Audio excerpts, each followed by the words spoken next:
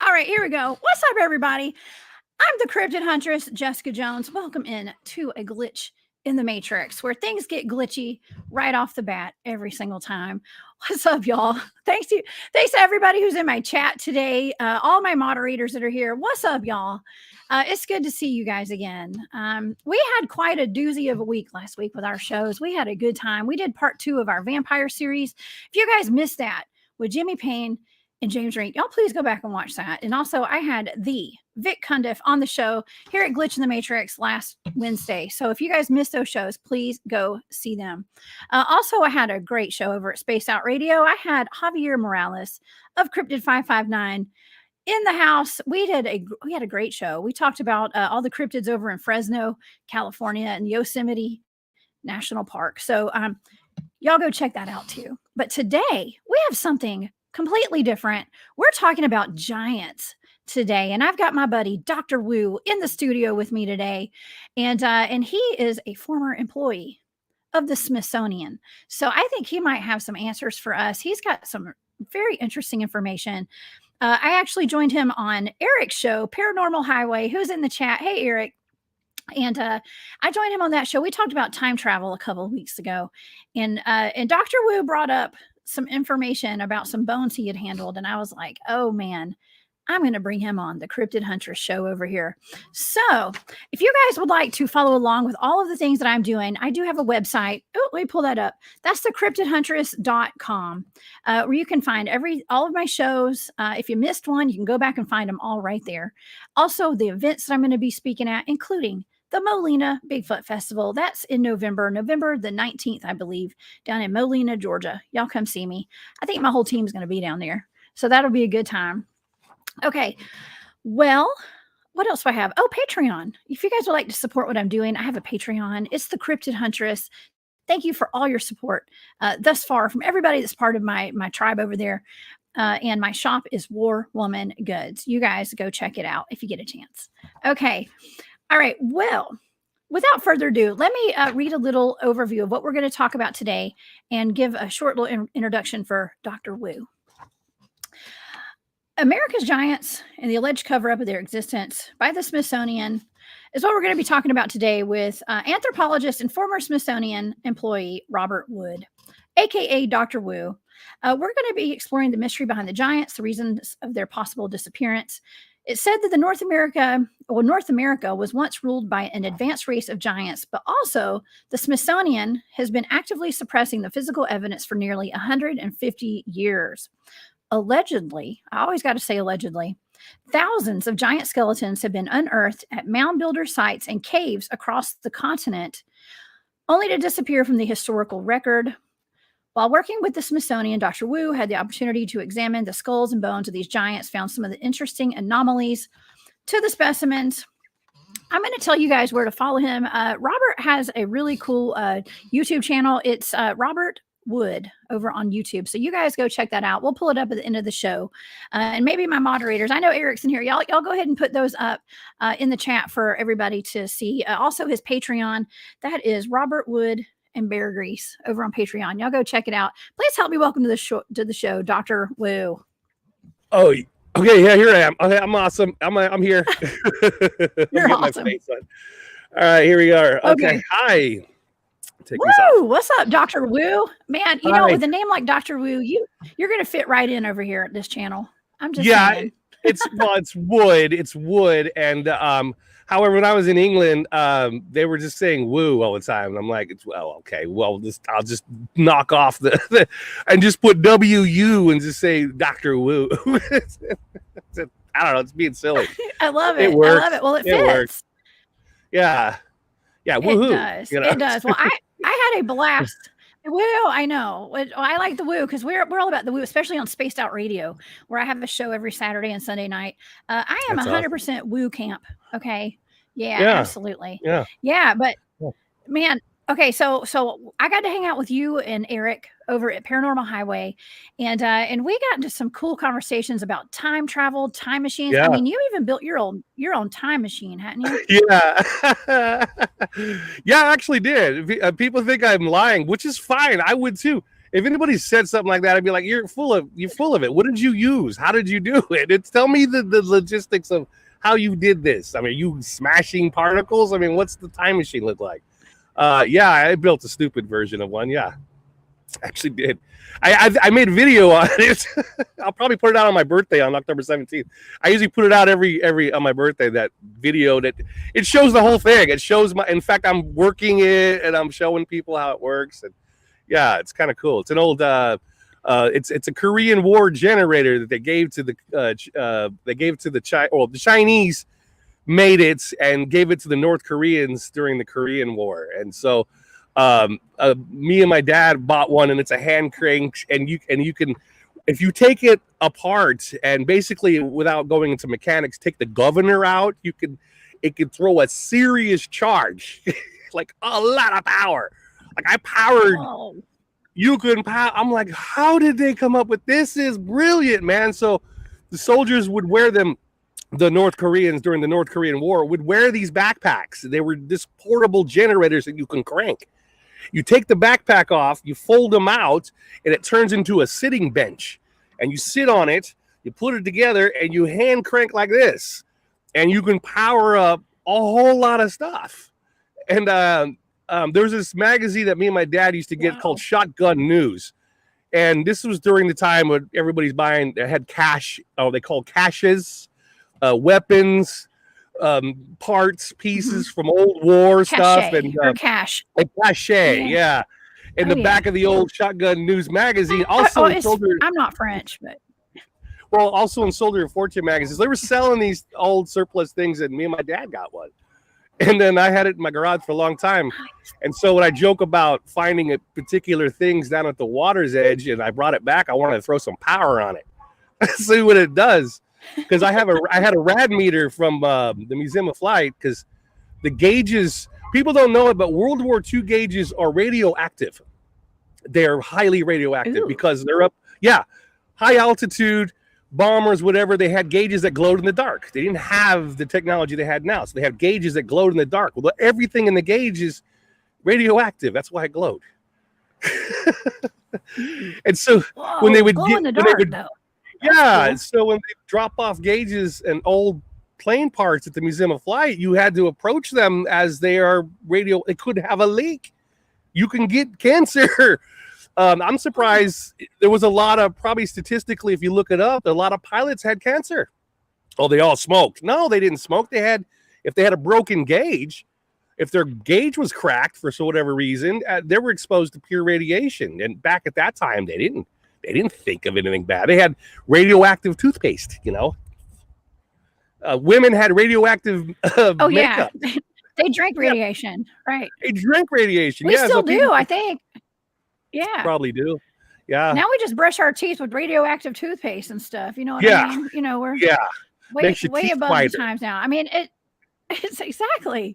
Yeah, it's wild. Well, you did mention, so you mentioned museums, and you used to work at the Smithsonian. And so tell me and my audience a little bit about your background, because I know you were in the military, and after, and you're also an anthropologist, and just kind of give me a lead up on how you got to the Smithsonian at some point.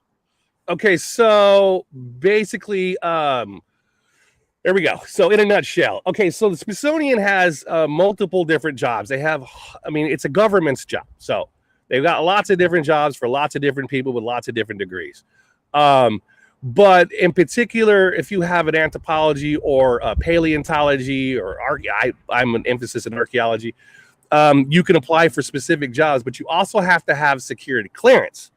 And I'll tell you why. I had already security clearance from working on the USS Blue Ridge LCC-19, which is an intelligence ship. So I already had clearance. So when I applied for the job, you got to have clearance, and also you need to be you have to have firefighting prereqs, firefighting. And I'm like, firefighting?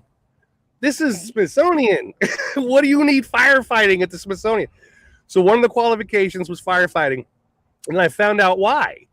Because they have at the Smithsonian underground, lots of underground tunnels that go from museum to museum to museum. This is where all the stuff is stored. It's underground in tunnels. And on every corner, you'll have a fire station. You have the hose. You have all the stuff. Like, oh, I get it. And in particular, I was in the vertebrae department. That's where I was assigned to, which is vertebraes. I'm not going to go into science for that. You guys know what a vertebrae is if you guys were in school. There was this one room, it's called the fish room, and it was huge, like huge. And inside of it, you had jars of fish from all over the world, from every inch. Anything they find goes into this jar, and the jar is filled with parts alcohol and parts water. So you have to know how to do it. So you have this I wheel in this big old huge containers filled with alcohol, and I take the jar lid off, and you have a little bobber, and it tells you how much ratio between alcohol and water, and then it needs more alcohol. So I would start on one row and work like a football field down, doing just one shelving, just a fish.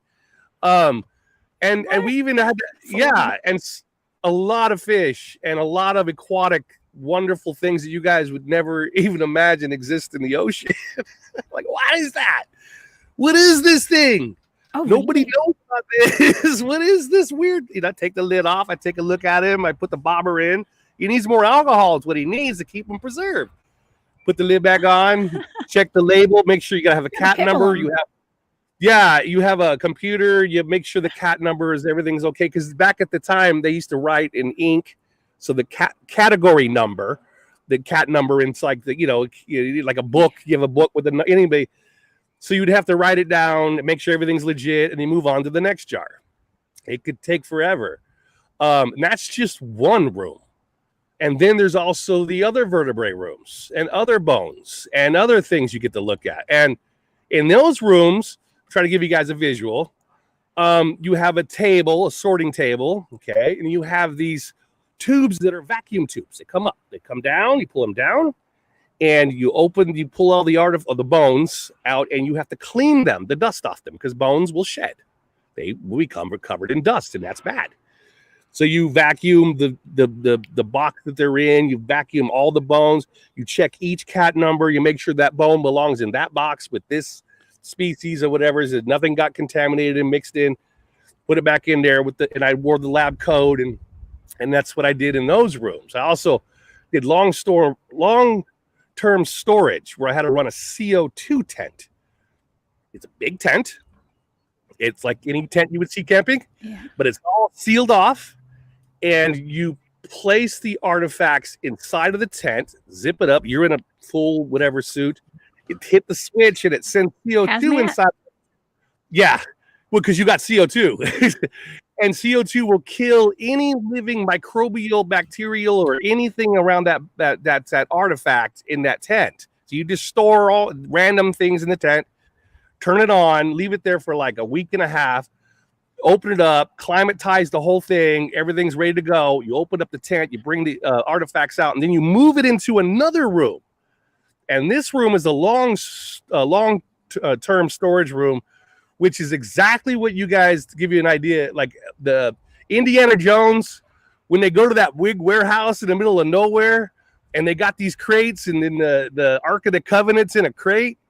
It's in a climate-controlled, temperature-controlled room in real life, not like they didn't just open a warehouse door and there was the crates. No, it's all temperature controlled. So once it goes from the CO2 tent, immediately gets wheeled over to the long-term storage room where they you hit the thing and it opens up. You go inside. It's all climate controlled, temperature controlled, moisture, everything.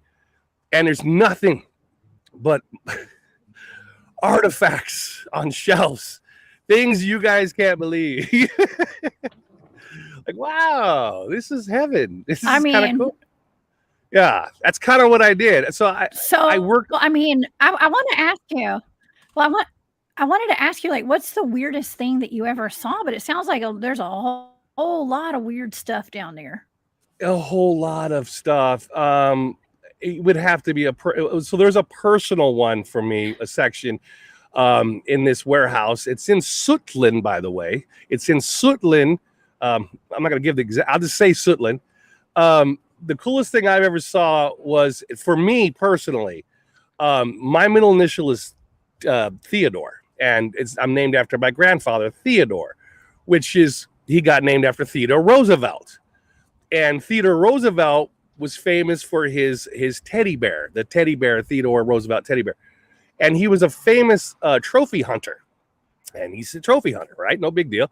So I was like, is this Theodore Roosevelt's private trophy collection of animals? And I'm like, you got this big old grizzly bear? I was like, dude, shot him. Huh. Huge. Beautiful. Well, if that's your sport, whatever. I don't want to, I'm not saying I hunt to eat. He obviously trophied. Let's separate ourselves from I eat what but I don't know. Maybe he ate it. I'm assuming he ate what he shot. Maybe. I never heard of so I saw eating. you can eat bear, but you gotta I'm not partial. I don't care for it personally. I like hooves. So but you can have bear, but you gotta it's thick, very thick. You gotta cook it for very long, like bear a thick jerky? Rump roast. You can make bear jerky, yeah. Oh, you could rump bear jerky. It's like rump roast. You really have to. There's not much fat. A little bear in a crock pot. Yes, crock pot. Okay. Yeah. And some guys will soak the meat in buttermilk because it takes the game out of it. Like liver, like if you ever eat liver, you soak it in buttermilk first to get the game out of it. Yeah. Same thing with bear. Same thing with bear, favorite. but no. I mean, I don't eat bear. I just to me, they're kind of a sacred animal, and I don't fuck with them. Oh, sorry, the language. Right. Yeah, sorry, I gotta be careful. But no, that was the coolest thing. It's okay. That's the coolest thing I ever saw was that, and then I saw Pocahontas's. I guess it was Pocahontas's boat. It's made of one piece of wood. It's been carved out, and there's only chunks of it left that they somehow made it keep it together.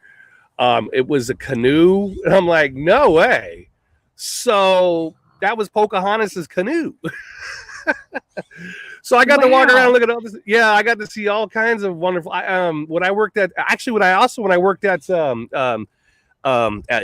Fort Lewis Historical Museum, it's another government job I had access to Hitler's keys. I was like, these are Hitler's keys to all his mansions. Oh my gosh. Yeah, I got to really play with history.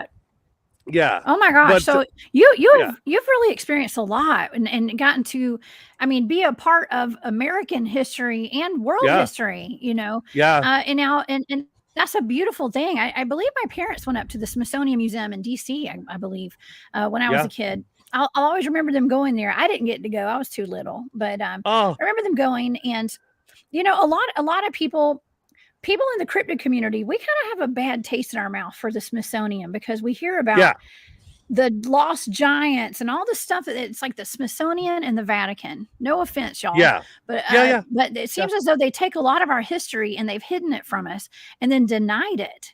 And doing shows. Yeah, doing shows and having these channels like you and I and Eric have, a lot of us, Long Island Bigfoot, everybody in the chat today that's got channels over here. We're all trying to figure out, well, why, first of all, why is our history so hidden from us? Why are we having to dig so hard to uncover this stuff? And why don't they just tell us? And what all are they hiding? So I'm not trying to prod at you today to find out what all they're hiding from us down there. Well, but I would really like to explore it. Yeah, well, they Okay. have to. What? I mean, Okay. as an anthropologist, well, I mean, you might be logical minded, okay, but Leroy behind the Okay. garage in his van, whatever, living there, he's not logical. He's gonna have an irate moment when he finds out a specific thing existed. He's gonna have a hard time comprehending it and grasping the ideas. Most people can't handle it. And I know the government, everyone's like, no, we can. No, the people in the sidebar can handle it. You guys have questions. You've always had questions as kids. You have a small group. The majority of people, especially people that have indoctrinated themselves in deep religion of whatever your religion preference is, can't comprehend the idea of certain things existing or being around, or, you know, because people inevitably, as you can look around you, people are a little bit crazy. You know, they find out certain things, and yeah, and so, you know, I mean, you're looking at government people are saying, you know, we're in charge of crazy people. So do you lie to your children? Like mothers lie to their kids all the time.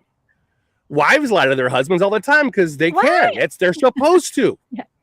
You're supposed to. Honey, do you think I need to lose some weight? No, babe, you don't. You could use a little bit of working out, but for the most part, she's lying. Government lies to people, you know, because people can't handle the truth. So I mean, I can't disagree with that. I can't disagree with that, and I understand that, but you know, but the researcher in me, and just you know, as much as I do as far as like digging into the truth goes, it'd be nice to have, you know, not just these little breadcrumbs, and to feel like as though everything's hidden from us, because I mean, there's just so much that has been kind of revealed lately to me with these giant skeletons that have been found all over the world, and knowing that the Smithsonian has been going in there and taking up these bones and putting them away somewhere, and then pretty much denying that they even have them. It's a little discerning to me, but I think that's a part of our history. So it'd be nice to be able to even have these giants in our history books. Yeah, maybe now. There is a soft disclosure going around now. Now you and I were talking before the show, and you were really nice, and she was really nice about let me know what I can and can't ask. I don't want to get anybody, you know. I'm like, well, here's the thing. Here's the difference between me and a whistleblower. Number one, I can't get a paycheck like a whistleblower because I have my degree, or my you know, like I told you, my clearance, Clarence, is in education. So mine is technically education. So I can say whatever I want. You know, I can't get in trouble. I'm like, well, I can't lie because I'm an educator. There's nothing to lie about. It's like, what do you want to know? We're going to talk about bones. You guys want to talk about bones? We're going to go into the bones in a second here. And I'll give you the context first. I'll give you guys the truth about specific things. And I'm going to give you also, again, in archaeology, it ain't like TV. You find an artifact in the ground. Okay, you don't touch the artifact. Number one, you don't touch the artifact. You found the artifact. First thing you do, you have to sit there and count the stratigraphy going down. You got to do about half an hour to 45 minutes of paperwork doing the context first. The artifact isn't as important as the context it's found in. What's next to it? What's the soil sample next to the what's it buried in? What's the pollen that's right next to it? That's all context. So when I tell people stories, I give you context first. Then I give you the Easter egg. And then you have to use your own judgment based off all of the information of what you're hearing is either a true or something you could write down and enjoy, you know, as somebody that educates. We're gonna go into the bones. You talk for a second. Into the bones, yeah. Okay, so this is excuse me. So yeah, this is 100% for educational purposes only. I like to say that all these shows that I do, it's for entertainment purposes only, but today is for educational purposes only. Okay, y'all. Yes. Because we're just here to educate today, and that serves as kind of an umbrella for everything we're going to talk about today. Because this is when you were talking about the giant skeletons that you had handled or seen at the Smithsonian. I was shocked that you even said that on air, what you said about it. And so, because you said that you noticed an anomaly on their skulls, let's just say. And I'm going to let you tell the audience about that today, because it was pretty groundbreaking to me, because it would potentially explain where the giants went and what happened to them potentially. Okay. Yeah. We'll start with context. Let's go ahead and go there. Okay. Context. Okay. Context. Okay. So here we Let's do it. Okay, so I've done all the I was doing all the other stuff, and then I was assigned to go look at some other things, which are the human remains. Okay, this is the vertebrae department. Okay, so I'm mostly working in the underground tunnels, and all the vertebrae are down there. Now, this particular set that I was assigned to go, because that's what I do. I go work on these things, and I put them in long-term storage. So this one was actually up in the attic area of the Smithsonian. Now, when we say Smithsonian, guys, we're not talking about one building. We're talking about many, many buildings. The Smithsonian is a conglomerate of multiple buildings, okay? It's not one building. You even got a museum for postal service, the Postal Service Museum. You've got all these different museums for different contexts, for different things all over, okay, in the District of Columbia, which in this reality is sovereign. You understand? It's like the Vatican. They're sovereign. Vatican is sovereign. Oh. District of Columbia is sovereign within the grounds of the state. So they are on their own. They've got their own rules. People don't realize that about District of Columbia. That's why a lot of the governments, all the government stuff is in the District of Columbia, because it is sovereign. No, it's not. Yeah, it is. Believe me, it is. So their rules are a little bit different. The context of what I had to do. So I was sent up to look for these particular bones, and I have all the information on these remains. And I go, okay, so I go through it, and I'm like, I'm confused now. As a regular person that would love to be buried in a coffin underground or cremated, whatever, I don't know if I want to live my life in a box at the Smithsonian. Why is any man, woman, or child's remains in a box at the Smithsonian? This don't make no sense. So I needed to, because I have clearance, I had to find out why. It's not my job to know why, but I want to know why. So what is the story on these remains? Well, it turns out that this selection of this area that I had to go work in this weird, dark, weird space, there was all over the United States. Well, at the time it was the East Coast and Mississippian areas, whatever. Prison systems. Okay, there's prisons there. There was prisons. They have prisons even back in the day. Prisons are prisoners, if they got a lifetime sentence for whatever it is, they're owned by the government. That's who you are. You are owned. Everybody is, but they're really, if you're a prisoner, you're owned by the government. So when you die in prison, you're buried on the grounds of the prison. Okay, so they're all buried on the grounds of the prison. Mm-hmm. As time moves forward and progress happens, people want to build condos, houses, shopping malls, all this wonderful stuff. Prison is leveled, and now you're stuck with what? You've got a graveyard of people that were prisoners. They have to exhume them, and what do you do with them? Now, the majority of them were indigenous. They were indigenous to the whatever they're at. They're owned by the government. They're indigenous. They don't have a tribal. Nobody could identify, but they're given the rights of their tradition and culture, which means every bone, including the carpals, metacarpals, phalanges, has to be there for that one person in their culture, or he can't have that body part in the afterlife. So, as they exhumed all of these prisoners, quotes, put them into a box, they all have to be together, and each bone has its own cat number, so it's the same thing with everything else. You got to go through each and every part of that. Okay, he's all here. Damn. And it's all written in old ink and you got to have a I can barely see big lights, and each bone has to be there. So these were all owned humans, still owned by the system, technically still serving their sentence because they're in boxes at the Smithsonian. They were just dropping them off there. Where do we take remains that we don't know where to take them? Take them to Smithsonian. That was what the government did. So they exhumed and took them all to the Smithsonian and put them in boxes. They have to care for them. Like a baby dropped off. Like somebody's dropped off a baby at the doorstep with the remains, and they're like, who's going to take care of these babies? Do we just dump them in the ground without a grave again? We don't know who they were. But that's the context of what I was working with. So now, just keeps going up. It's windy.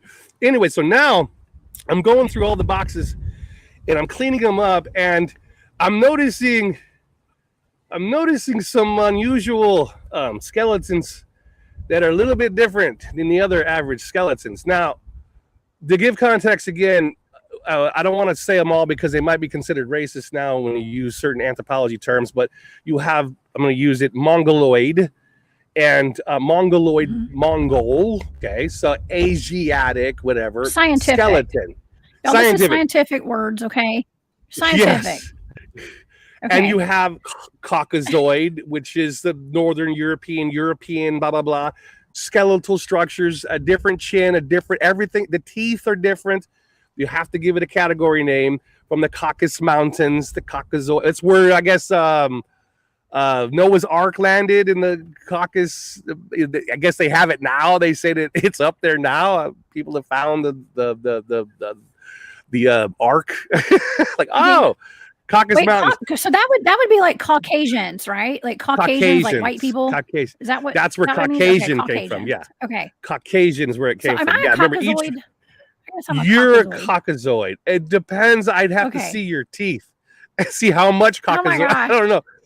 Because if you are indigenous, I don't know. Yeah. Okay. If you were more indigenous and your hereditary genetics came from, say, more closer to the Asia area, Mongoloid, you would have an Asian molar, a particular round set of teeth that would be more associated with somebody in Asia. And you have native indigenous peoples that were part of the influx that came in from Asia, from the land bridge. And they would carry those characteristics from. So if I would look at them and say, okay, yeah, you were of indigenous, you can see a little bit of maybe a mix, but for the most part, the teeth are, and it would be correct to say, yeah, this is an indigenous person's skull. Because I had to look at all the skulls. I start with the teeth and the texture of the skulls and the certain bones. But so anyway, not all of the bones obviously are not 100% Mongoloid from indigenous. These are Caucasoid. Okay. So I go, they must have had white prisoners were there too. Prisoners from all over. Prisoners that are black, whites, of all different nationalities would be in these boxes. Okay. Most of them have an identification. Okay, yeah, this was a guy. He was in jail. Okay. But then there was these weird random ones in these boxes. And I'm like, they don't look right. They look different. They've got Caucasoid features, but they are more, oh God. These are Homo erectus. More now, Homo erectus and are different from what we are, because we're Homo sapiens, they would say. So our faces, our chins aren't as large and smaller. But these are Homo erectus, which larger jawbones, larger. They must have had a heavier diet. More jawbone means more muscle. That means their faces really had a lot of muscle. So these skeletons were big dudes, ladies, babies, big. Well, there were no babies in there, but they were big. I'm like, oh, based off the bones, you could see where the muscles would have. Oh man, he would have had a monster Jay Leno style chin, like man, and the bones were very large. These boxes were much, much larger. And I said, where did they get these from? No, these are, yeah, there you go. You see the chin, how that big that chin is? Something like that. Yeah, so Homo sapiens, we have Oh yeah, smaller that's a big chins. chin. It's a big honking chin. That chin is Okay, huge. that's a So big chin. that's a big Absolutely. And that's a even this big one right here man. too, like that. This is Yeah, this picture right here. Okay, the first one is that's actually from someone that I know. Said that this is from around the Lovelock area, Lovelock Lake, Lovelock Cave, Huh. potentially. I mean, this is another. If you look up Lovelock Cave, this is one of the skeletons, one of the skulls that they say was found there. That's a big old chin right there too. They could take a Yeah, punch. I'm just saying. also they had more gray matter. They had a bigger brain. So Okay. so again, yeah, so yeah, they had much bigger brains, similar to Neanderthals, which also had their kind of head goes back a little bit further, and they had a much larger brain. And we seem to make fun of Neanderthals, and we make fun of all the other ones before human Homo sapiens. However, if you're in anthropology, you would say to yourself, nah, man, we're kind of small brained and a much smaller frame than these earlier humans that were around before. We got smaller. But you got to understand the Yeah, we did get context of smaller. the environment. You got to remember, we're at what, 98% nitrogen. We don't have what, a small percentage of oxygen left. Very small amount of oxygen, which makes very small frames. Less oxygen, smaller. Like, for example, at the University of Washington, they did a test where they took piranha, little ass piranha, and put them in a tank, and then pumped a lot of oxygen, because these are low oxygen little guys, little fish. They're used to Okay. low oxygen swamp in the When they added the oxygen to it, they increased in size and would not stop growing. Huge. The piranha got big with more oxygen, bigger. So, based off physiology and skeletals and all that, back in the past, we obviously had way more oxygen, way more trees, way more plant life. It was a lot of oxygen. So, people were robust and bigger based off oxygen. Now we have low oxygen. So, you could see the progression as skeletons got smaller and smaller and frailer and frailer and smaller chins, especially with agriculture and soft foods and using more fire. And then we're all switching from eating a turkey leg to having a slice of pizza. Eating some bear. Little, some bear. bear meat would give you the big chin, but we don't eat bear. We don't eat all those hard meats anymore. We boil our stuff. We have crock pots. We have crock pots now. Yeah, so our chins get smaller. The muscles we need less for chewing. We've got pudding. We got cowboys that sit in the forest now in tents and eat pudding. This is so good. MREs. My God. It's MRE, like processed foods too. A lot of canned beans. That's what my son likes when we go camping. Yeah. I love Beanie beans. Yeah, me too. I'm a victim of it too. Vienna sausages. I know they're Vienna, y'all. I'm from the South. We call them Vienna sausages. Sorry. Yeah. So anyway, but it's easy for us. Yeah. Yeah. So we're not out there hunting and eating off the bone, basically. Yeah. No. So you have a giant. Well, some of us aren't. Which they're not really giants, as in they were adapted to their environment with more oxygen, and it depends on their diets. They were bigger, robust people. That's just how. So yeah, obviously you don't need to be a genius. Just if somebody could find an article about the piranha experiment, just think of humans in the same capacity, where you have more oxygen and more environmental differences, and you're bigger, and you need to be bigger, and you need to compete in the environment with all these larger. And remember, at that time, way in the past, you had a Gigantopithecus, big gorilla, huge like King Kong. You had you had lions and tigers and bears that are 5 times, 100 times bigger than us, huge animals, because of the oxygen. So, of course, humans were large. You didn't just not have enough oxygen humans competed with their environment, and they were huge. So, looking at all these skeletons, I'm like, I could see. Older they were, from more in the past, more oxygen, larger the human, larger the brain, larger this, larger that. So, I don't know why they don't really want you to know about it. That's not I don't know. I wasn't at that table. But it clearly shows evolution. And evolution is something that people are not comfortable with because of religion. You know, 5,000. You know, the world is 5,000 years old. Okay, you know, I mean, I'm shutting up. Based off what I saw, and if you believe in giants, you got to understand that that giant came from a place and time when you had more oxygen, which expand your brain. Think about the environment. More trees, more oxygen.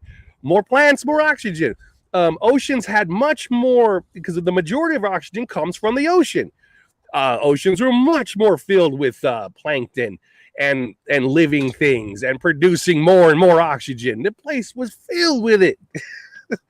Big men, big women, big children in competition with the environment. And they have this. And I saw it. And I'm like, yeah, it's simple as that. So everyone's like, well, do giants exist? You don't need to know science to know that the giants, of course, existed. Of course they did. They were probably the originals. Yeah. You got recorded of Sasquatch. He's like, but at some point they got. Yeah. Go ahead. Yeah.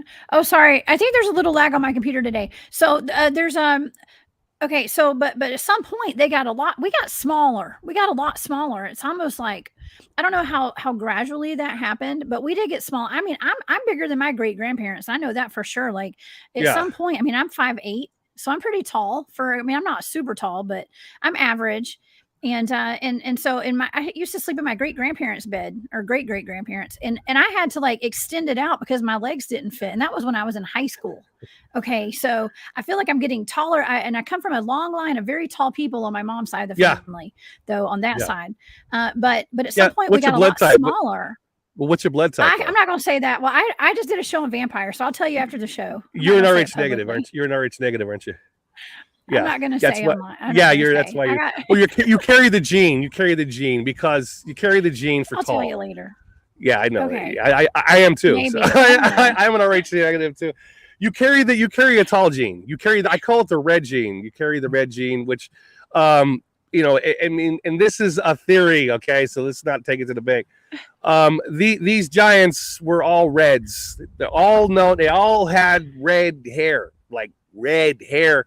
Carried the red gene, and I've even talked about that in the past. I've seen all the evidence for it. They even have them down in New Zealand, the original, and to the same subject of giants. In New Zealand, they have indigenous peoples that were there before the Maori, and they are Caucasoids, and they are reds with red hair and much taller, much bigger. The same thing as if you go to Japan.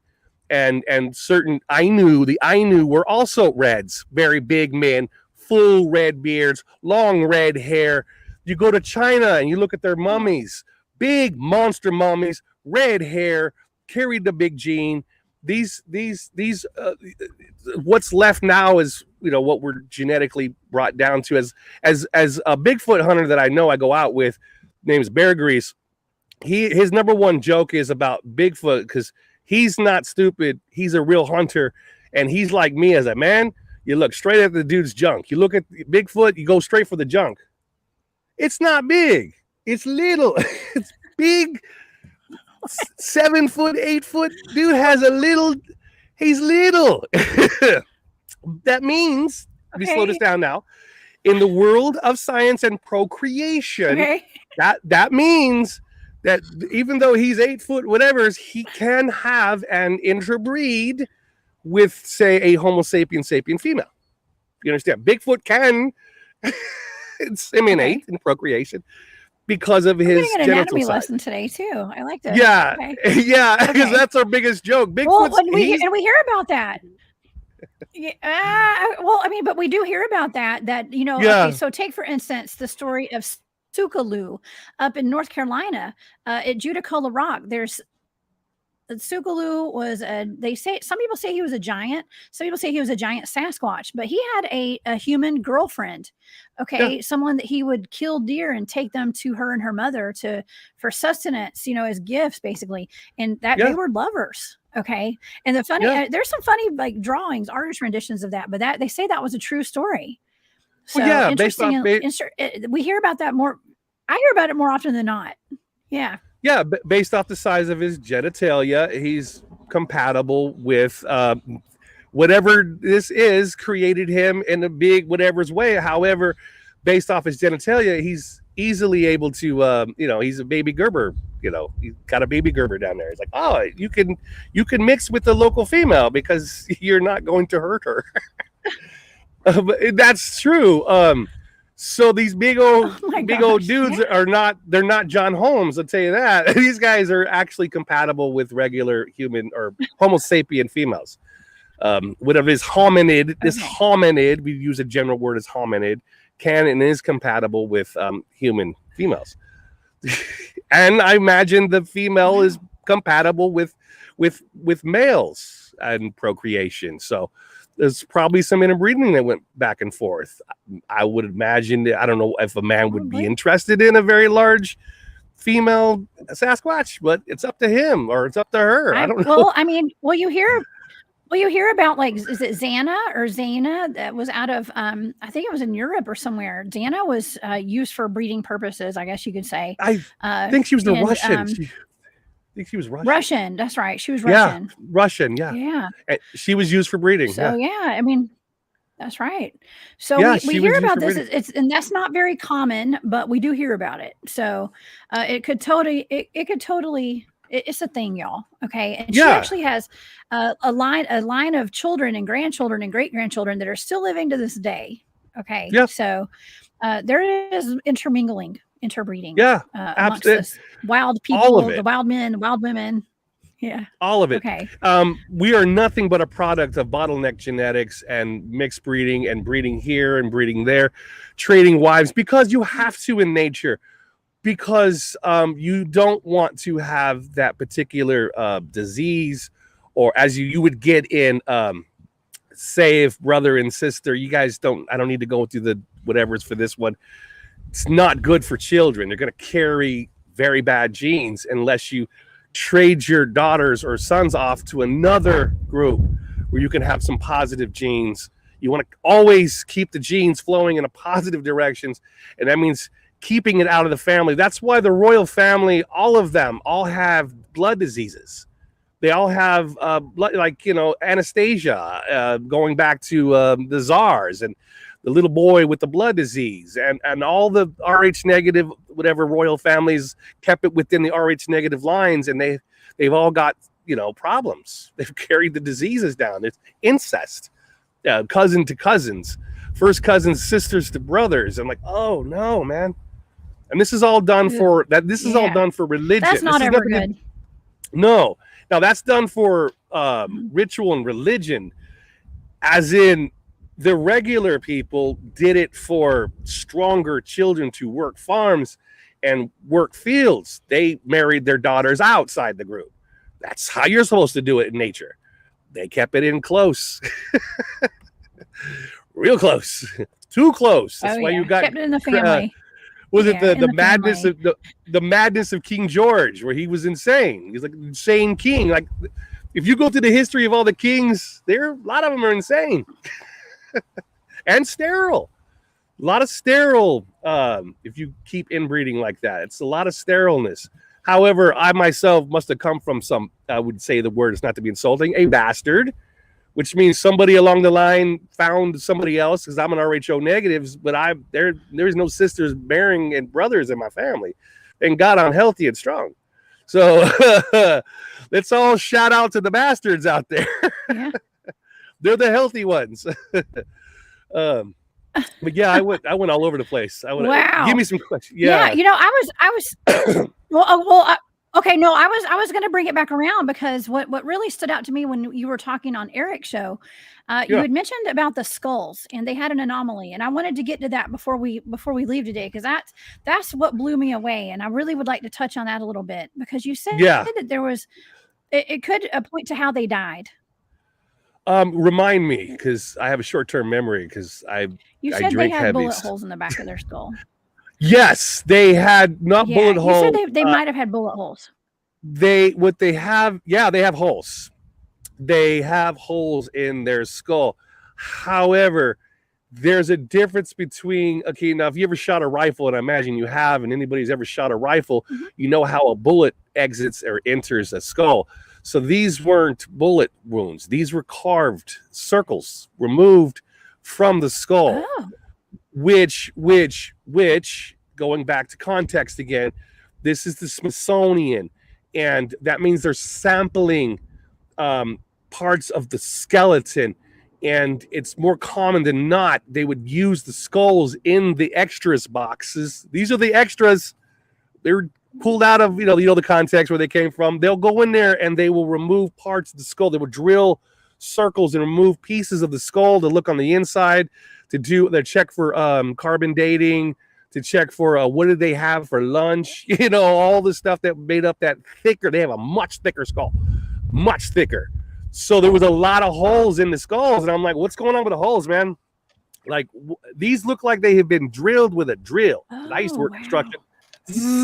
They pulled a little piece out like you would, if somebody ever does sheetrock, you've got your little circle, you pull out a piece of round sheetrock. It's the same thing with the skulls. So these were obviously, scientists have been raiding these skulls and raiding parts of these skeletons. So there's a lot of scientists still doing work on these giants, these miscellaneous bones, you would say. And I was in the catacombs in France, and I even got pictures of it. And I was in the underground looking at, I wanted to see, because these were not made by man. These were aquifers, man. These were actual power water places underneath the ground, but they're filled with skulls by the hundreds of thousands of femurs, skulls, everything. I'm like, wow, where did they all come from? Miles of them. And I got up in there and I looked illegally, archaeology, illegally. Me and this other guy, we went way back up in there. And I was pulling out skulls. Educational purposes. Yeah, and I had noticed that they also had drilled holes. I go, huh? Well, why would they have these strange holes drilled into their skulls? Huh? They didn't have that desire and technology back in the day when they put these skulls in there. Why are they putting holes in skulls? So I always thought it was weird, because I remember the same kind of holes were put into the skulls at the Smithsonian. And I can't honestly tell you, but I have guesses. I know only recently, looking at Elon Musk's, he's a complete idiot, by the way. He's stupid. Anyway, so looking at his neurochips, and I go, well, how do they do the neurochips? What's the procedure for neurochips? What are they doing? Are they tapping into are they inserting it up to the nose? No, they're drilling holes. I go, oh, they're drilling holes. So now this is a stretch. This is sci-fi. This is complete speculation, and don't run with it. I'm like, did these creatures in the past have neurochips? Like, did humans in the past, based off what I'm looking at, had neurochips in the past? Why? Were they like controlled giant slaves? Like, it's the same. I mean, whoa. Okay. I'm just saying from observation.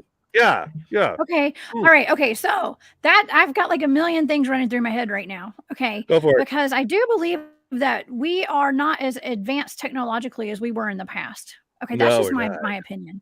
I think that we have been dumbed down a little bit. I'm sorry. Oh. I do. But okay. So, well, it could also not only, okay. So that's an interesting, theory. Okay. Yeah. I also have looked into things as such as the giant of Kandahar. Okay, where our military went in. I had remote viewed that as a blind target, and my data suggested that the military had gone in to obtain a sample of a giant for potentially cloning purposes. Okay, cloning and things like that. So maybe they were taken, but you're saying these holes were in there from back when they were alive. You believe? I can't tell you that. I don't know. I just know they were stored in these catacombs, and some of them had the same exact type of holes in their skull as they were at the Smithsonian when I was playing around with them. I'm like, well, what's the comparison? Because obviously there's no Smithsonian scientist running miles in the back of the areas of the catacombs and just picking out random skulls and putting holes in them.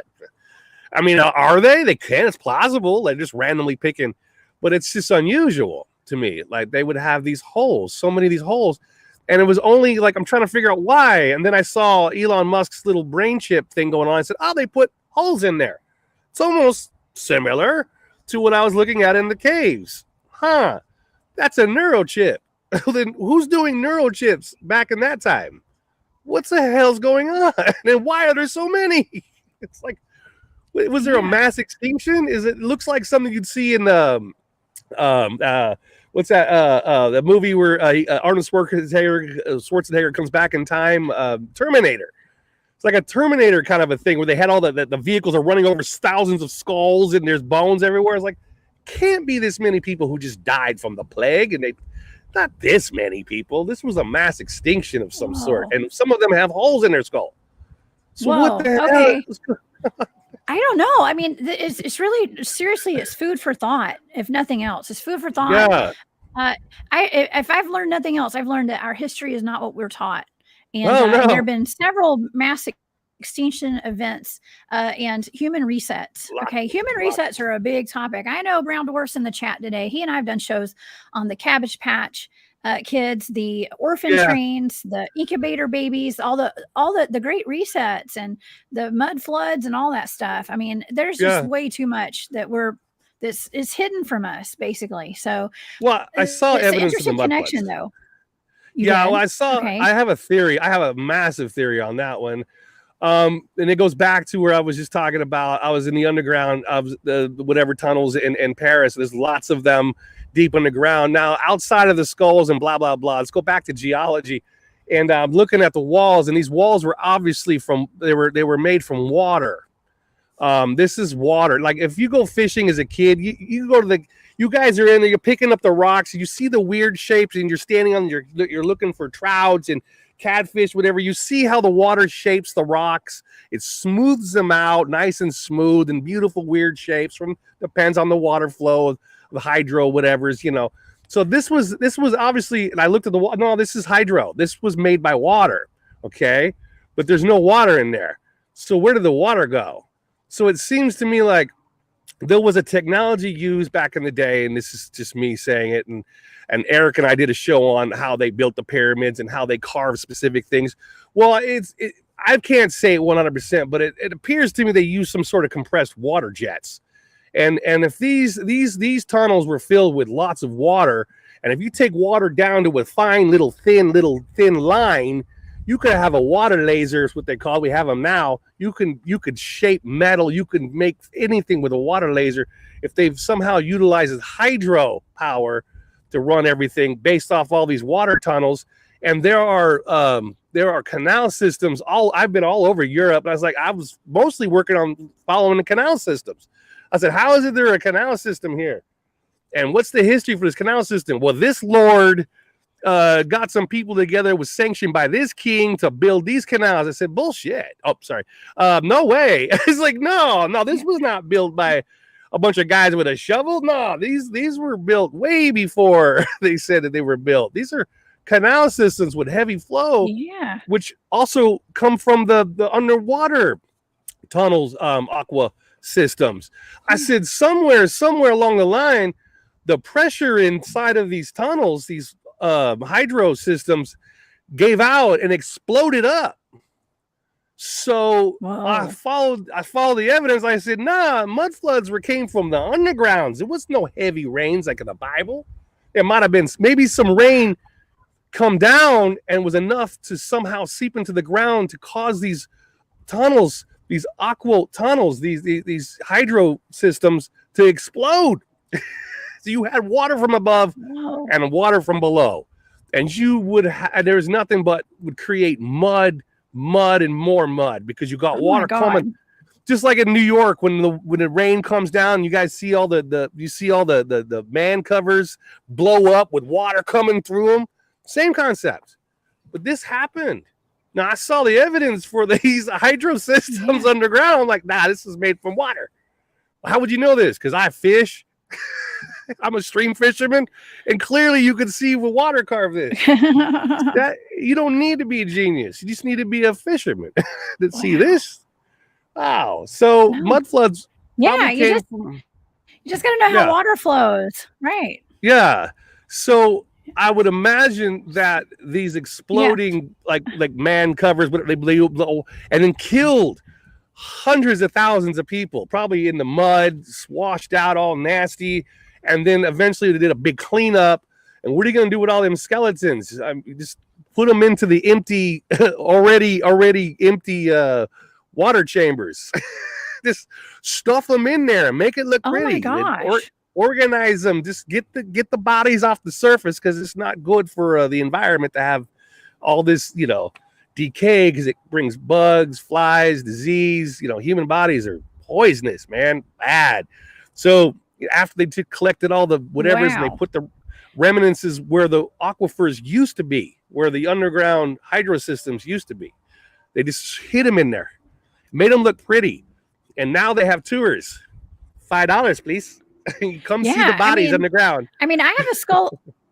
I have a skull above my bed. Okay. Like I love skulls. That's my thing. Skulls are cool. It's actually the Yeah, beginning of my show at Space Out Radio. I got a big old skull there. Skulls are cool. Now, speaking of skulls, Renee in the chat had mentioned that back in the day, they used to drill a hole in somebody's skull to yeah. release evil spirits. And researchers have made the finding by studying more than 800 Inca skulls found in Peru that had undergone trepanation, a practice in which a surgeon cuts, scrapes, and drills a hole in the person's head. Interesting, because so that could be Yeah. one of the routes. Well, that's the Could be. going. That's the going. That's the academic answer. Okay. They released the pressure of the skull. This individual obviously had something happened in his head swelling up, and we need to release the pressure. So they I forget how to say it. Anyway, whatever, they put a hole in there to release the pressure. Doctors do it now. Not very common though.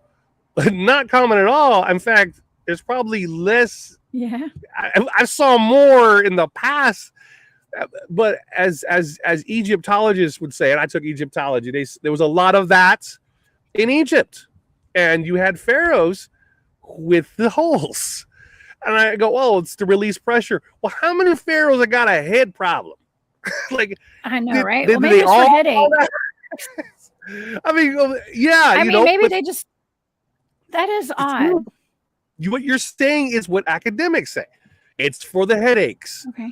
It's for this problem, and that's all it is. It's a medical procedure. It's simple as medical.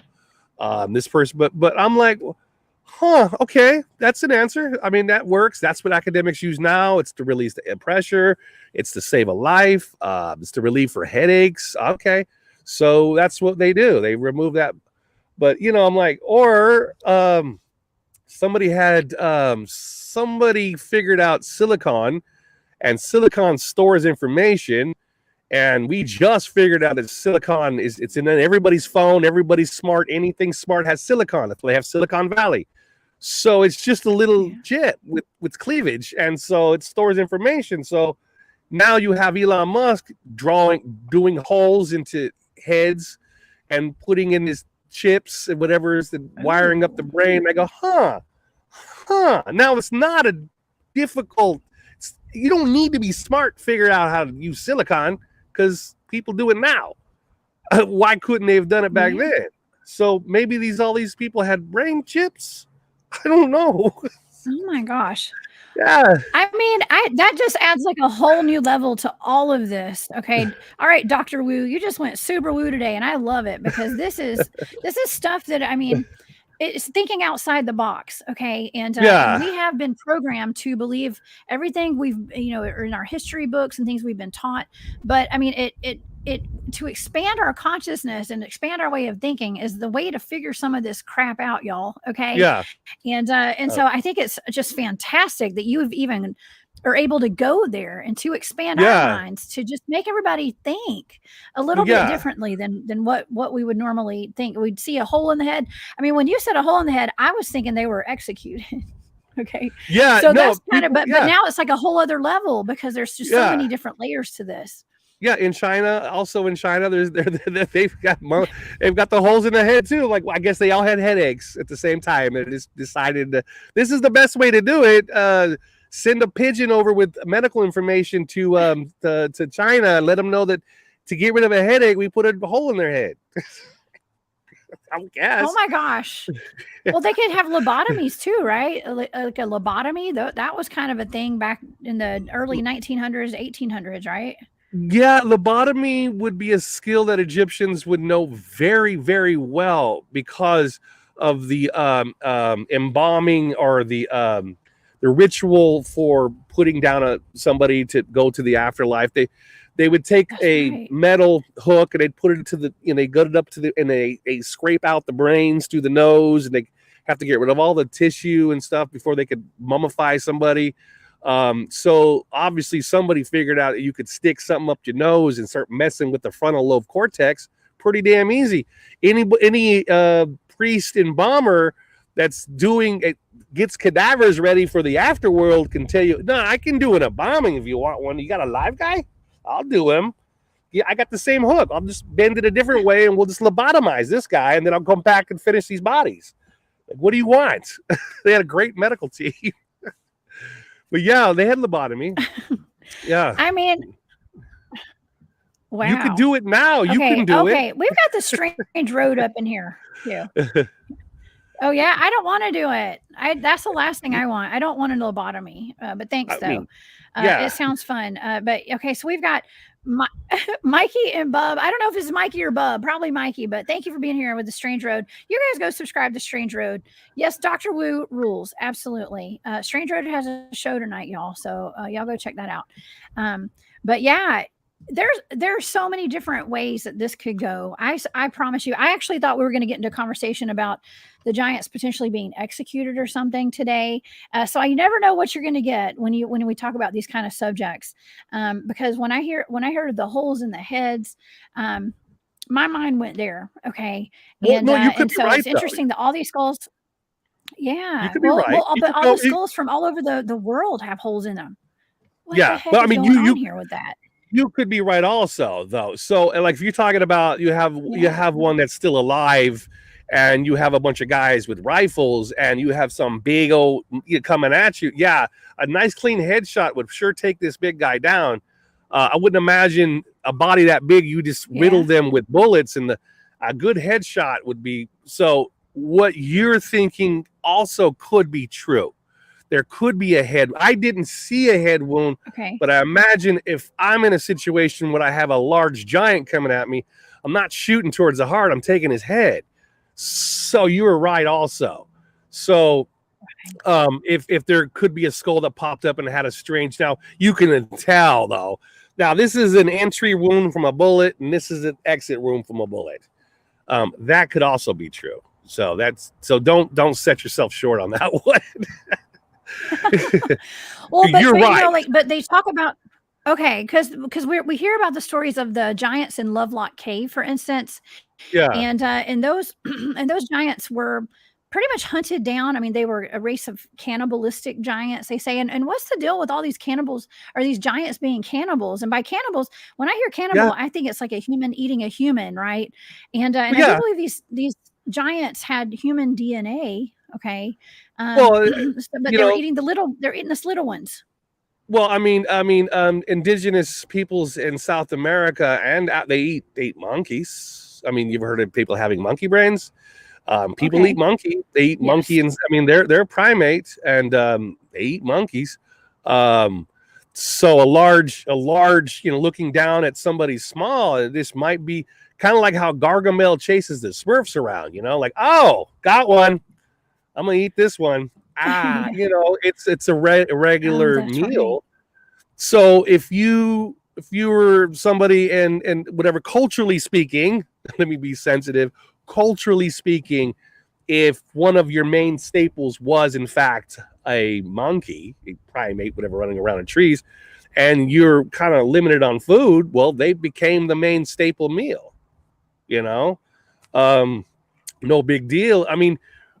We could eat lizards, and however we have a lizard portion of our brain, we also have the mammalian brain that we eat mammals, we eat animals. I'm not condoning not condoning in any way eating human flesh, but to remind you guys that the royal family, who even came out and confessed, said that yes, we, as the royal family goes, we did practice eating humans. They had the right. They're sovereign.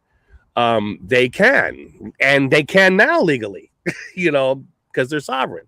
So cannibalism has been in history forever, and it's down in New Guinea, they ate each other. When you eat your enemy, you're taking in his mana, his energy. You're taking in their So there's ritualistic cannibalism for spiritual purposes. It wasn't until they started getting into the brain, they started getting those diseases, like the mad cow disease. Dr. Wu, I don't eat. I would never eat my enemies, but I will drink their tears out of their skulls. I'm just kidding. Yeah, me no, too. it's no longer proper to do that. So now I have a coffee mug. Okay, so maybe a few lifetimes ago. Who knows? Yeah, I have a tendency not to want to mess with people's. That I'm a little more. You've had your day. You're gone now. Let's keep you, and we'll remember you and light a candle for you. But I don't want to drink out of your head hole. Sorry. I don't need your power that much. Yeah, I don't want your essence. If they're my enemies, I don't need their essence. Exactly. Yeah. Well, Renee has a nice. He has. Okay. Sorry, my computer's lagging just a little bit because we got a lot of people in the chat today. Renee says Nevada State Prison in Carson City had a discovery in the 1800s excavating sandstone giant footprints in the stone. One set consisted of prints 25 inches long that looked human. And Nevada is a hotbed for giants. That's where the Lovelock Caves are, you guys. So lots of giant activity out there. I wonder why they were concentrated out there. Yeah, well, you got everyone. So everybody is fast food McDonald's brained, which means you think immediately, or the farthest you think back is maybe 10 years, or maybe when you were a teenager. But you got to think back, Nevada, thousands of years ago, like thousands of years ago. What would it have looked like then? How high was the water levels? You got to think about California being split into two pieces, and there was a large body of water, and Nevada itself has salt flats where we had large bodies of water. And you also got to remember that there is and was an ice age that was 30,000 years ago. And you're talking about large ice sheets that were miles up, and then they're going to melt. And usually what comes after melting ice is called tall grass, and grass is what we get corn from, and all these other wheat and all these other grass is humans' savior. It saved the human race. Grass would be remnant of that area. So tall grass, you can, with lots of oxygen, because you have lots of water being released, and you have a big plume of oxygen, especially with the grass coming back and all the new plants and all the things like plant or fauna and megafauna would be tremendous after the ice age. Lots of oxygen. You would have much larger creatures. You have big creatures.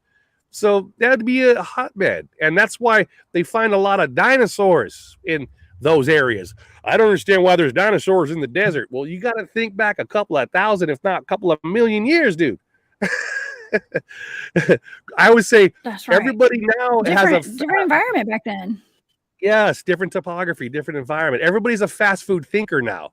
I can't understand why there'd be something right here. Well, dude, did you think back that one time this was covered in grass?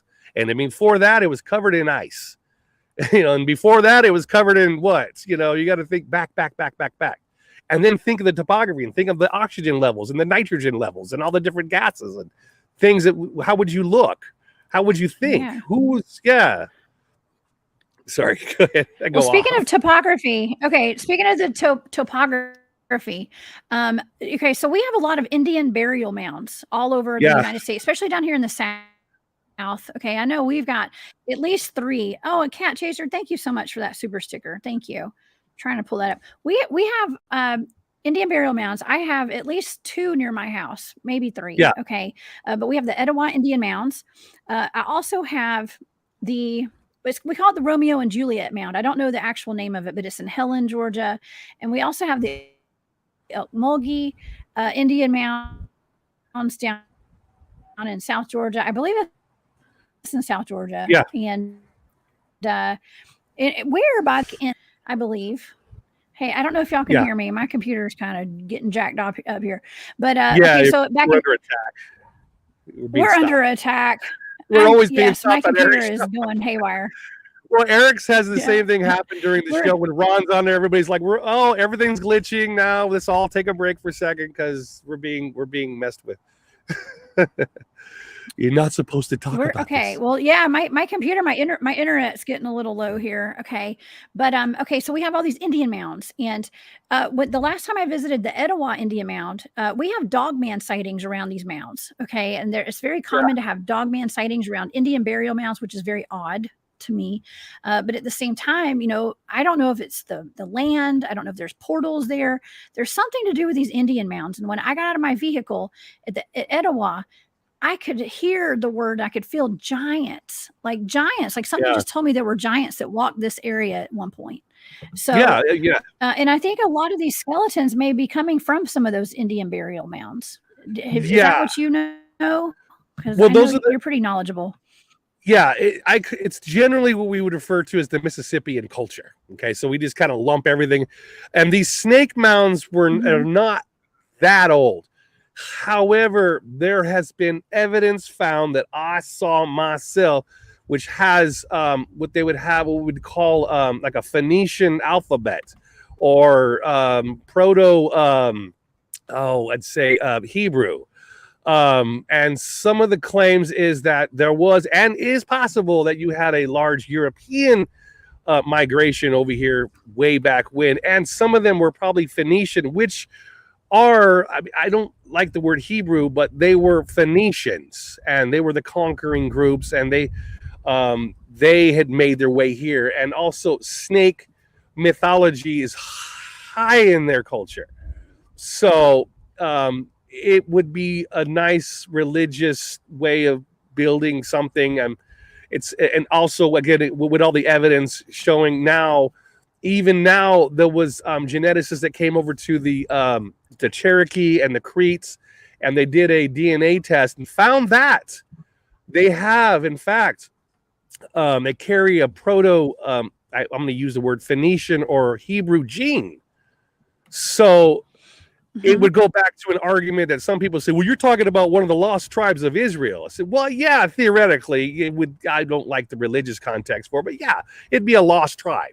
And they're really into the snake thing. And so based off runes, based off what they found, obviously you had an advanced culture that come over from Europe, and they made these, and they mixed in, and they had multiple different, I don't know, maybe technologies with them.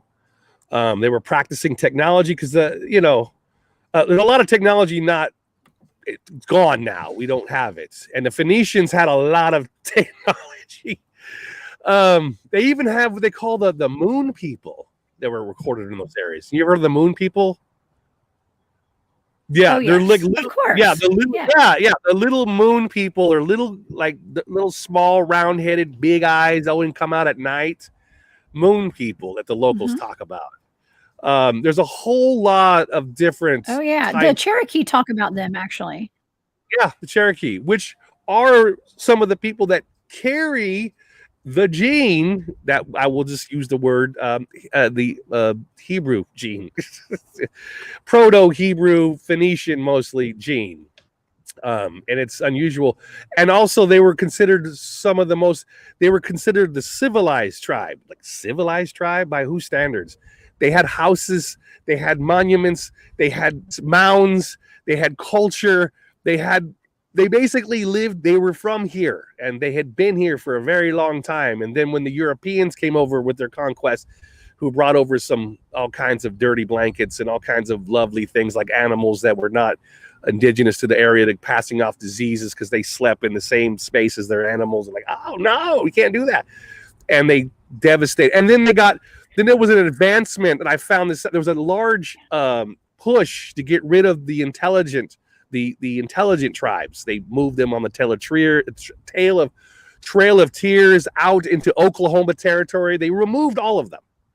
And the ones that remain, they've been devastated ever since. So basically there was a mass exodus of the intelligent tribes, the originals, because they probably didn't want anybody knowing about them.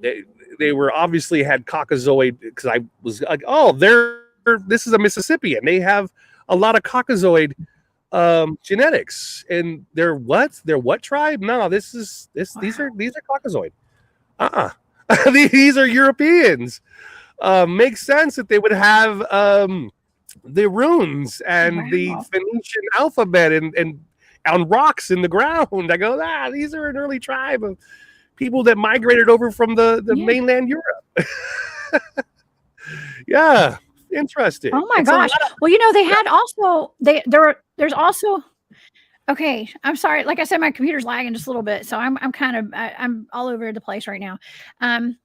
But yeah, okay. So we have like Viking artifacts and things found up in I don't know if it's Wisconsin or somewhere up north. I mean, I'm down here in Georgia, so it's up north somewhere. But Viking runes and swords and things like that. We also have like ancient Egyptian settlements, okay, and ancient Egyptian artifacts found in the Grand Canyon and in caves in Illinois and all over the U.S.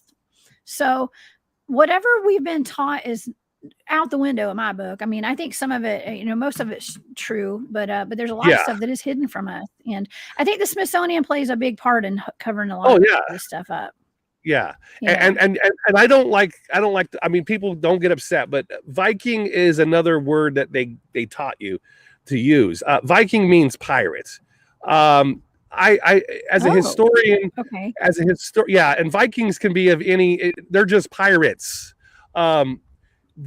If you really want to use the language properly, they would be Phoenicians, early Phoenicians, which migrated up into the other areas where they had moved across, followed the land bridge, or they followed the ice edges, and they made their way to the States, and they're the same ones who probably made their way down into South America. The Phoenicians were amazing early fighting sea people that seemed to made their way everywhere, which later were identified. Oh, these are Hebrew. No, these are Viking. No, these are this person. These are this. No, man, they were just all old settlements from the Phoenicians, and they were using old Phoenician technology. Oh my gosh. Yeah. So Vikings another. I gotta say, new word. So I didn't know that, because my father always said, well, you're a Welsh Viking. I'm like, so now I'm a Welsh pirate. That sounds kind of more fun, actually. I'm a Welsh pirate. I come from pirate. Yeah. Vikings are pirates. I mean, that basically it's just another label for pirates. And they raided and they went in and I don't like to saying this, but it's how it works. When you have a very large Viking going to a village where you have people that had been there for a while, and they're very small, and they had their wives. They took wives from the local smaller areas, and like we joked about the Bigfoot with the small whatevers, and it mixed in with them and made bigger babies. Vikings made big kids. They passed their genetics down, and it's just the natural way of doing it. Is they go in and they remove the males, they kill the males, and they keep the women. And the women benefited from it genetically. It's sad to say that. I understand, man. But Vikings basically saved the planet when it comes to genetics. They just kind of spread it. They had money shots. It's all perspective. Oh my gosh. Yeah. Well, I come from good genes then, I guess. I don't know. That's interesting. Yeah. That's why I'm tall. I'm not super tall, but I'm the shortest woman in my family. Well, actually, I think my mom's shorter than me. But I'm one of the shortest. I got the biggest feet, and I'm the shortest. Okay, so y'all don't tell nobody. Yeah. But I'm a 14. I'm a 14. I'm a size 14 Oh big. yeah, I might wear a size 11. I don't know, y'all. I got big feet, so y'all know a little secret about me now. Yeah, But yeah, so yeah, this. Go ahead. I shouldn't have yeah. said that on air. Well, Yeah, you you're know, rude. it's I've got a science firm and foundation. education. It's science, it's It's all for education, and education. it's the truth. That's just what happens. The Yeah. pirates came in, they took care, they wiped out all the small, weak males that carried whatever, they just nothing, and then they kept the females. They had big babies. Big babies have bigger babies. The genes got carried around, and that's how you had certain parts of Scotland. Also, the Viking settlements were all over Ireland.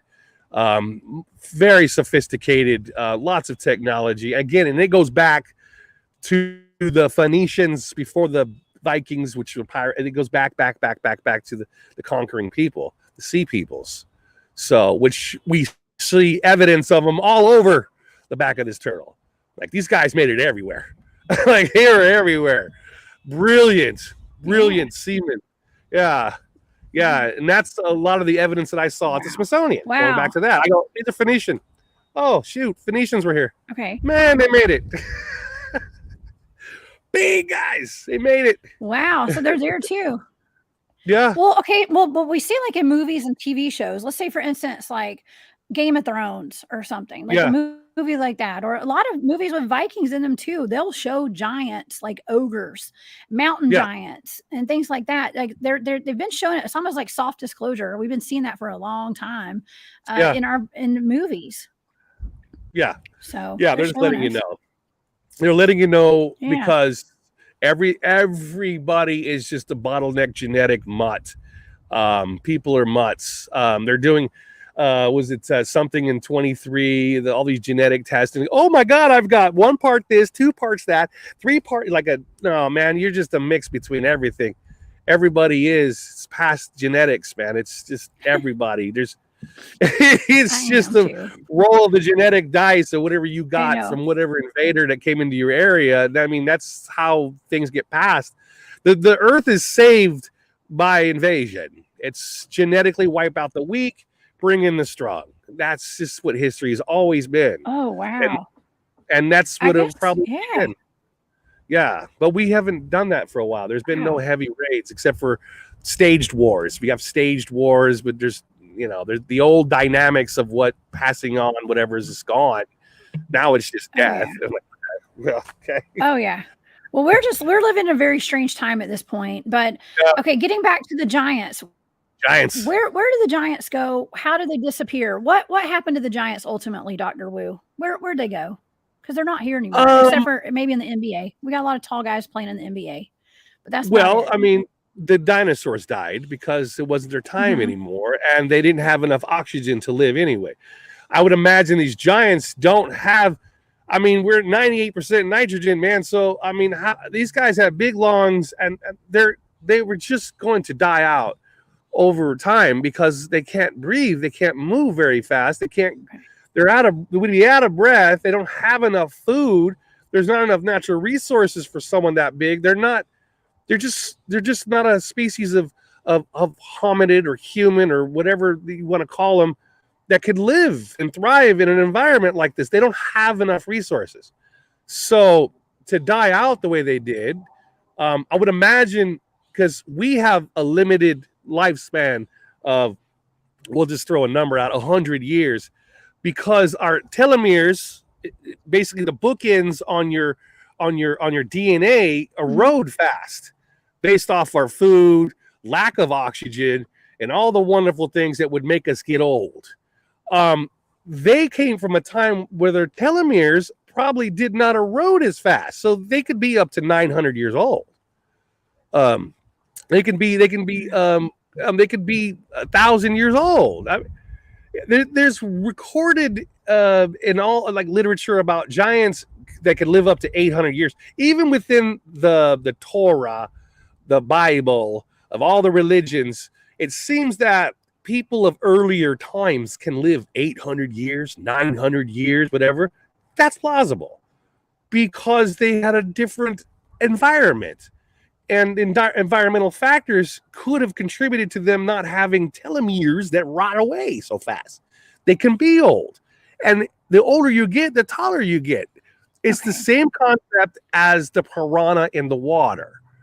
Okay, so these guys can get bigger and bigger and bigger, but as they interbreed with the local female, which has a more worse telomeres, that means she ages faster. So basically, it reminds me of here's the best way to describe it. It reminds me of Harry Potter, and then you got Hagrid. Hagrid's half, right? Isn't he half giant and half human? Have you guys watched? No idea. Yeah, well, yeah. So Hagrid is a great example of interbreeding between a human and a giant. So Hagrid would have half the lifespan because he had a human's telomere. So basically, he's going to age faster. He's going to live longer than the humans at Hogwarts. He'll live a lot longer than the other humans, but he will live only half the life of a normal giant because he's only half giant. As I freeze and everything's all my juice is draining at the moment. Are you frozen? Yeah, I'm not frozen. It's just that my battery's draining. Oh no. Okay. Well, we'll wrap the show up today. How about that? Let's wrap it since your battery's draining. I'm not lying. This has been. Give me my word. It's draining. Okay. Yeah. Well, this is awesome. Listen, my computer's freezing up, and I don't know. I guess the Smithsonian's watching today. So yeah, we're going to zap them to death. Yes. Yeah. Yeah. Okay. Well, wow. Dr. Wu, this has been fantastic. Thank you so much for joining us today. Where can people find you? What is your YouTube and your Patreon? Because I was going to put it up on the screen. I'm just Robert Wood. That's it. I'm just Robert Wood. I get drunk. And I get high, and I do. My goal is just to educate people basically, and then get people off narcotics and drugs. It's kind of a thing I do. I got off 2016 on all those medications that were prescribed. Now I wasn't a drug abuser. I went to the VA and I got medicines, but they gave me all these painkillers. Anyway, I got off everything. And now I'm on the naturals. I'm on the ferments and the greens. And so I encourage people to follow suit and just kind of like get off those pharmaceuticals and move into the more alternative direction when it comes down to medicines. Find your local bruja. That's what I always tell people. Find your local witch and bruja that knows how to do medicine correctly, and trust the person you go see. And stay away from people that sell mushrooms from the back of a van behind the gas station. Go find your expert if you're ever going to go that direction. Find your expert. Make sure you research anybody you go see and watch, and don't trust anybody. And public service announcement. Yeah, follow. Always be smart in this situation and follow things through. But yeah, you could find me. I might be on tonight. Again, I just talk randomly on anything and just go for it. Just for people to hang out. But you're awesome. You're fun to listen to, and you have a wealth of knowledge. And your links have been dropped in the chat today. So everybody, you guys go become a member of Robert's Patreon, Bob, Dr. Wu. Okay, y'all go get on his Patreon and subscribe to his YouTube channel. And also your brother. We got Eric in the chat today, and you're on Paranormal Highway pretty often too. Oh yeah. Yeah, I was on there with you talking about time travel. So, I mean, I'm assuming I get some time travel technology at some point, because I've heard myself talk from across the creek at one point. Maybe we do some time traveling in the future here, Dr. Wu. I don't know. Absolutely. Yeah. What's our time travel? Yeah. Okay. Yeah. Awesome. Well, thank you for being here, you guys. Thank everybody for being here today. This has been a fantastic conversation we've had, and I hope that everybody learned a little something. I know I learned a lot today, and so thank you guys so much. Y'all please come back and see me tomorrow night. I have my remote viewing show. I believe me and Bigfoot Michigan Rob are going to be doing a target, and it does involve Dogman. Okay, so I'll be posting that later today, and I hope you guys will come join me at 8 p.m. Eastern, 5 Pacific. And then, of course, I'm back this weekend at Spaced Out Radio. Okay. Well, I love you guys. Thanks to all my moderators for being here. Dr. Wu, you're the best. Please come back and hang out with us again. Okay. Yeah, no problem. Please do. Okay. Awesome. All right, y'all. Well, y'all have a great day. Y'all stay safe out there, and I will see y'all tomorrow night. Bye, y'all. Bye.